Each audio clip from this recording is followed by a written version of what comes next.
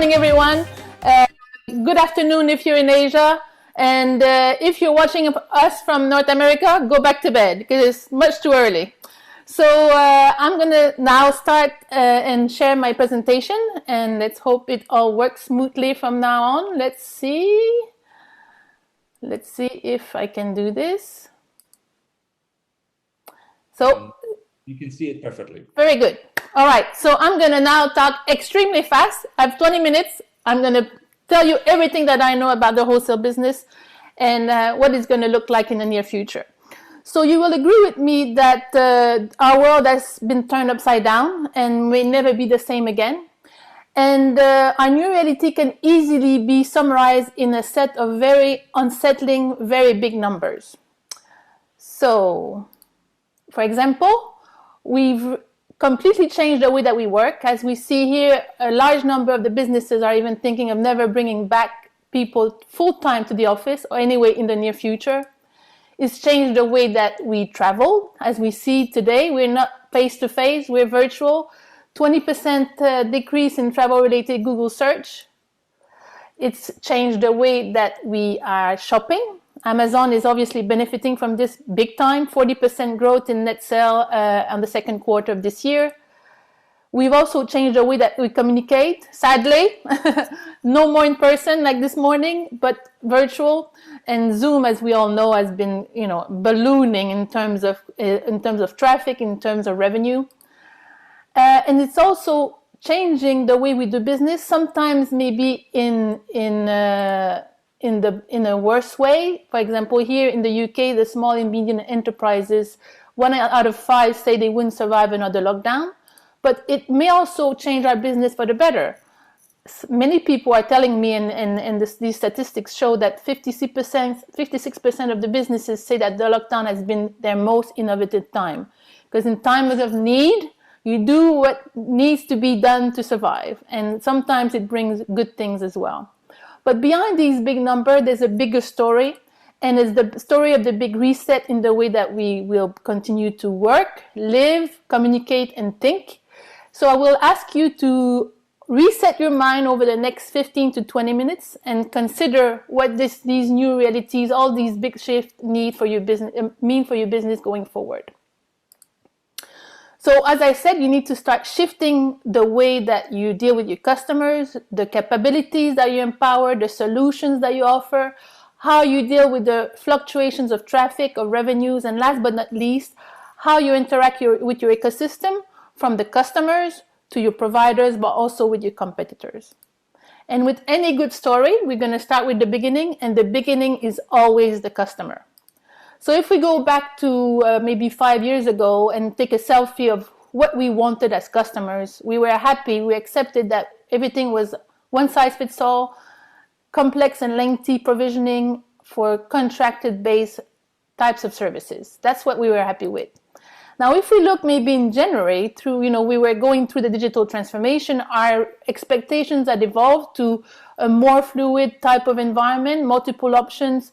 We were looking for more security in terms of transparency, in terms of brand pricing, in terms of our own information, what was happening with our own information. We're expecting a more controlled, self-built type of experience. We want to control, everything. We become almost like control freaks. And also, obviously, we're expecting a connected fabric, global connectivity at all time. But if we fast forward 9 months later to where we are at now, we still want all of those things. But on top of that, I think we've been in some way brainwashed by our Amazon experience. Now we don't only expect the Amazon experience when we buy a handbag, for example, or sports equipment or food, but even communication services. So what we want is a click to shop and test, click to buy, click to pay, and click to return type of experience. So this is not, it sounds easy, but it's very difficult to deliver. And it's a very big shift for the wholesalers, with the telecom operator to be able to address that expectation. So with that comes a shift of how do you deliver these, the right capabilities to these customers to really give them the experience that they expect. Again, we're going to have this journey. What it was before, maybe 5-10 years ago, as a wholesaler, what was your key prerogative? To give global reach, to offer competitive prices at high quality. If you offer that, you are probably, at the top of the league. Now, if we move to more at the beginning of this year with the digital shift again, all of these things were still important, but there were new requirements to be offered: security, automation, interworking to simplify the ecosystem, to simplify the complexity around the communication world. Digitalization, obviously, start to sound a bit more of outsourcing coming in, and flexibility. And now, if we look at where we are now, these things are all still very important, but maybe the importance of some has grown. Like security is more important with people working from home. Automation to enable flexibility and fluidity. Outsourcing as well is growing in importance. A lot of people are starting to think, should I outsource my international business? Maybe I want to focus on my national business because that's where my money is. So, and then obviously the digital side of our requirements is also growing. So now if we look at the shift of traffic, the way we communicate has changed, and this has had an impact on the wholesaler business. But just to take a step back, just, to start with the graph section, these are the priorities that our shift of priorities in the new world, okay?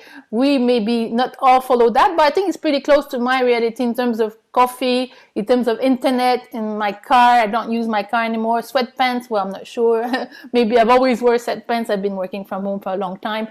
In terms of alcohol, for me, it's been the reverse. I've been drinking much less, but maybe not this morning, but with no conferences, So this is really our reality. And I think the more important curve for me is the mask curve, which actually exactly replicates what I feel that is happening with the mask situation, but also with our reality. We're all over the place. We don't know where we're going. We don't know what's coming next. And this is quite unsettling for us as human beings.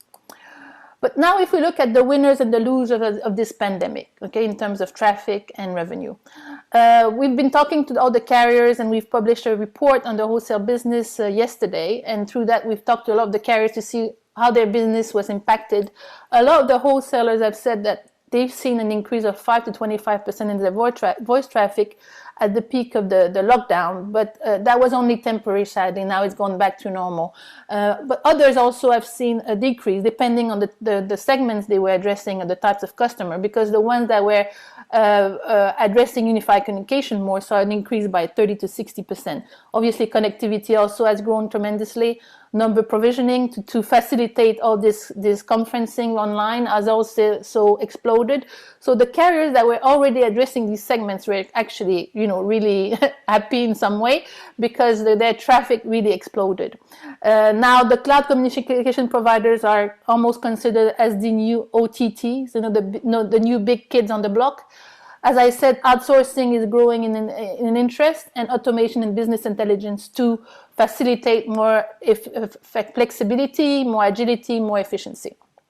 Now, if we look at the losers, I think we'll all agree that roaming was the big loser and still is the big loser of this pandemic, maybe except for outsourcing of roaming, and I'll touch on that a bit later in my presentation. VoLTE termination on the international side, we talk a lot about that topic to carriers, and many of them still don't see the traction on VoLTE international termination. Apart maybe from the groups who want to facilitate it for their own opcos, but there's still not so much traction on VoLTE. And then you see some of the slow in innovation on IoT and 5G. It's not stopped, but it's put on ice. The same with blockchain. Some people have put that on ice and want to focus on what's more important for their business at the moment, which is surviving. But others are seeing blockchain as an opportunity to become more agile. So blockchain is a bit of a winner and a loser depending on who you talk to. The M&As as well, we've seen a lot of delays on M&As, but I think we'll see a very drastic acceleration in M&As going forward, and we're already seeing that, with the announcement of some of the big deals just today or yesterday with Telia carriers, and I think we'll see more and more of those. And finally, last but not least, the smaller wholesalers who didn't have a diversified portfolio or diversified set of customers also have found the last few months quite difficult. Now, if we look at the traffic, if we look at the future, what does that mean for the traffic in the future? We've published our report called The Future of International Carriers. It's the first version of our report. These are numbers taken out of this report. Okay, Looking in the future, we expect the international voice traffic to continue declining by about 4.4%. The international wholesale traffic to decline by 3.7%. And why we see the international wholesale traffic declining less drastically is because more and more of the international voice traffic is sent on wholesale. As the business is more complex, and also as outsourcing grows in importance, more the international traffic will be terminated through wholesalers. We expect this continued shift to probably stabilize around 80%, when 80% of the international traffic will go to wholesale. I think that will be a balance, because obviously the direct routes will continue to be, the big routes will be continued to be terminated directly. So when we look at messaging, it's a different story. There's still growth in messaging, mostly due to A2P. And the numbers that you see here are international messages sent via wholesale or via hubs. Looking forward, we expect a growth of 11.7% on the messaging front in total. A2P is more 23%. These numbers, though, to keep in mind, is based on the assumption that some sort of normalcy will come back in 2021. But if we find that the pandemic continues and there's no vaccine, there's no cure, and our lifestyle is impacted on the long term, these numbers might change. Now, if we look at the ratios of traffic, we see that 4G in 2019 accounted for 16% of the international traffic, while obviously, unsurprisingly, 5G almost nothing. But if we move forward to 2024, these ratios will have evolved greatly, with a large portion of the traffic generated by 4G users and a much greater ratio generated by 5G users. Okay, and the remainder is generated by fixed and 2G, 3G subscribers. Now, if we look at the roaming, it's a different story. As we see in 2020, there's a big dip both on the voice and data roaming side. And hopefully, as I said, if the normalcy comes back in some nature through 2021, hopefully roaming will go back to a more pre-COVID level. But in terms of voice, we don't expect that to happen until 2023. In terms of data, maybe a bit earlier, partly because of the stimulation of more traffic generated by 4G and 5G users. So the more of those come in and use roaming, the faster the market will recover. But when we look at the curves, let's say for data in 2020, we see a decrease of 20%, an expected decrease of 12%, because in some regions there's a decrease. For example, North America and Asia, there's a decrease of over 40% probably over the year. But in other regions like the Middle East and Africa, there's no decrease, it's still some growth. So there's a variation by region. And as the borders reopen, like in Europe, there was traveling around in Europe, so that the roaming recovered a little bit. In North America, it's a bit more difficult.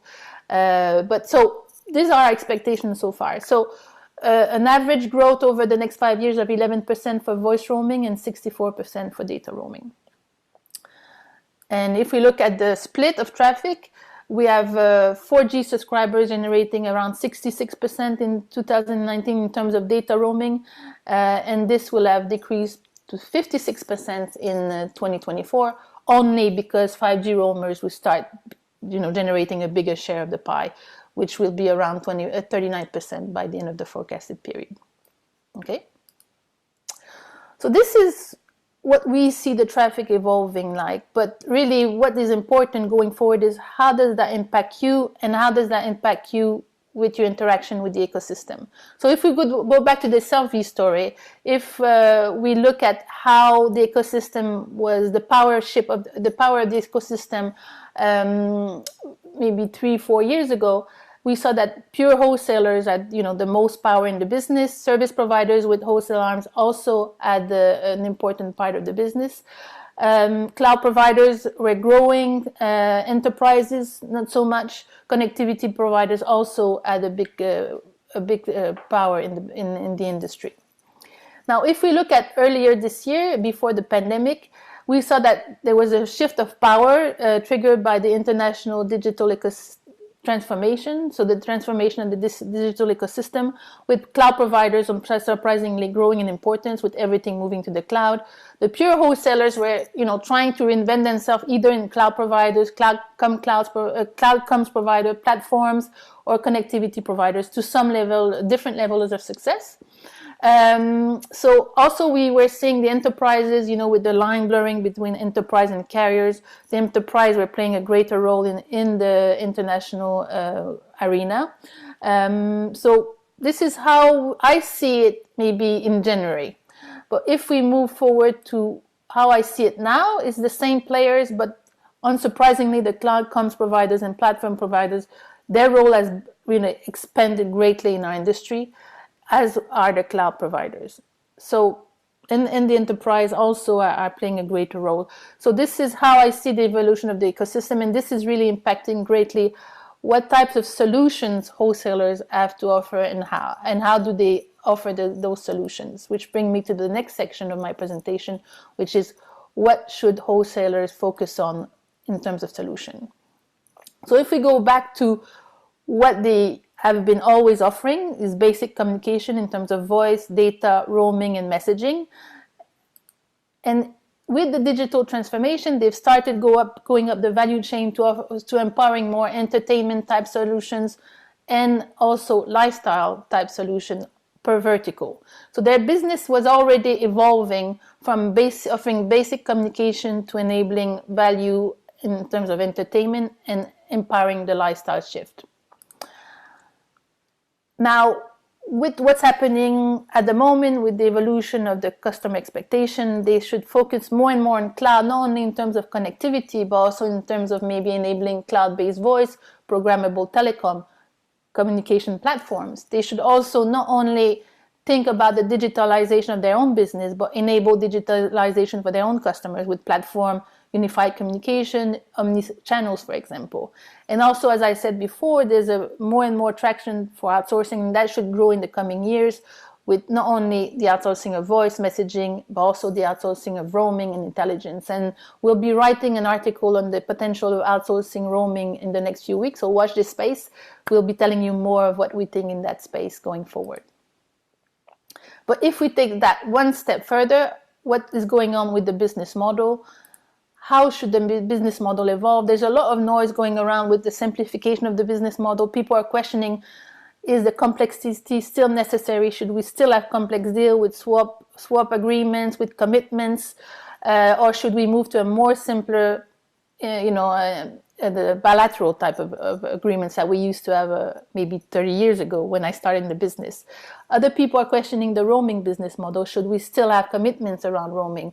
Again, per minute business model. I've been talking about that model evolving for quite a long time now, but there's still people considering, should we just get rid of that and just simplify the business to the maximum so we can really focus on adding value on top of basic communication. And also some discussions are growing around the risk and revenue share type of business model. And I think people are saying, well, if everyone has something to lose, everyone will do the best for the deal to work. So that's another type of model that is being discussed at the moment in the industry. So this ends my big reset journey, but really yours is only starting, as you need to rethink your business and you need to think, what does that mean for me going forward? And we started with the crystal ball. We're going to end with the crystal ball. And the story will continue tomorrow. I'm going to do a second keynote talking about the possible multiple future of the wholesale business. And I will have a panel gathering the top brains of the industry to share our views of how we think the business will evolve. So join us in our trip back to the future tomorrow.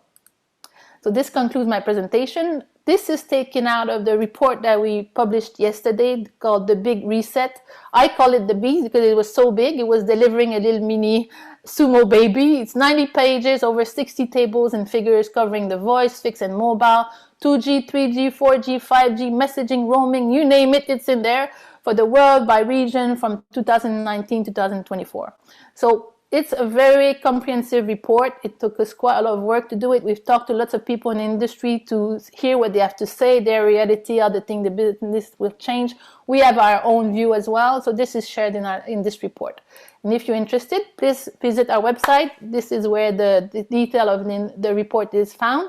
You can reach me as well. You know me. You know where to find me. So back to you, Dario. Thank you, Isabelle. Isabelle, fantastic delivery as well. Even if we try to make you, you still deliver so well and perfectly on time. So to everybody, we had a reduced version of Isabelle, but as Isabelle just said, tomorrow, 12:45 British Standard Time. But check on the scheduler there. You will be there and you will present a bit more. A lot of people have been waiting 2 years to hear from the new report. Yes. Well, there's a reason why it took 2 years to get another one out, because it's quite a big piece of work, but it's really valuable. It was a good exercise for us to do as consultants as well, and I'm sure that people will find a lot of useful information in this report. So it was a pleasure to be able to share, what the findings were, and we'll continue to do so tomorrow, talking about the future. Well, great. So thank you to Isabelle Paradis, the CEO of Hot Telecom, the research and consulting company for C-level consulting. We'll speak to Isabelle again tomorrow, but thank you right now. Okay. Thanks. Bye, everyone.